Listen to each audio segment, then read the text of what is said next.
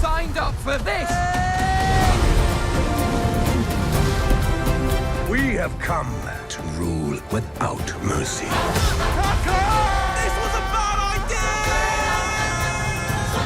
I will not bend to evil. We must fight together. We are nearing destiny, Mufasa. And so, the earth must shake. Oh, stand down! I am highly trained and occasionally effective.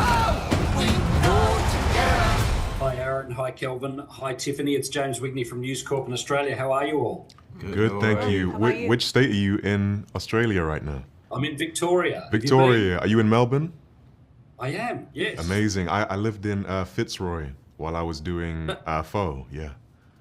Oh, fantastic. Brilliant. Yeah. Well, come back anytime. Yes, sir. Yeah, look, I thoroughly enjoyed watching Mufasa the other day and was so touched to see the lovely tribute to the late, great James Earl Jones at the very beginning.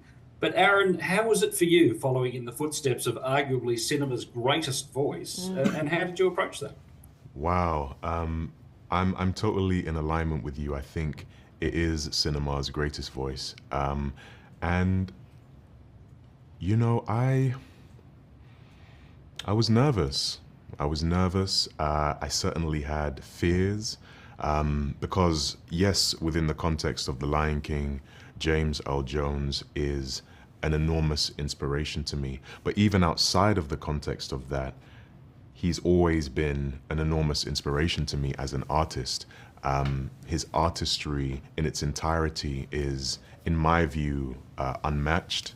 And it is the top of the mountain. And way before I knew I would be part of this wonderful family telling this story, and way before I even became professional, I would always be drawing inspiration and studying the great James Earl Jones.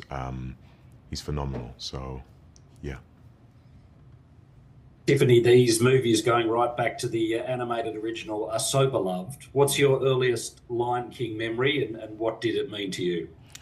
Yeah, for me, it was watching the VHS on the corner at the end of my mom's bed and a little television on top of her dresser, and I would watch it again and again and again. And I think she had to buy me a few of the VHSs because I kept watching and messing them up. So, and it meant the world to me, you know. I really felt connected to Simba as a little girl who lost her father when she was really young. I felt the pain that Simba felt, but I also felt a real kind of hope in his story, that there's joy after loss and grief, and that you can find your community and still be surrounded by love and have a great opportunity to be an awesome person even after loss. So it meant the world to me.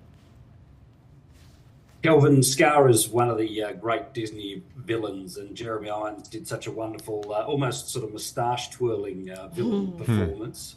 But no one's born evil. How did you approach Taka and building that character up to the one that audiences will eventually love to hate? I agree with you. No one is born evil, and also no one's born per se good. People are just born, and they get to make some choices, or their family makes choices for them. And I think with Taka, it's a combination of both. His parents have made a lot of decisions. His dad has taught him what it means to be the leader of a pride, what it means to be a prince, what it means to be royal, what he's entitled to or deserves. And he kind of moves through life with this idea of something that he hasn't quite earned or achieved.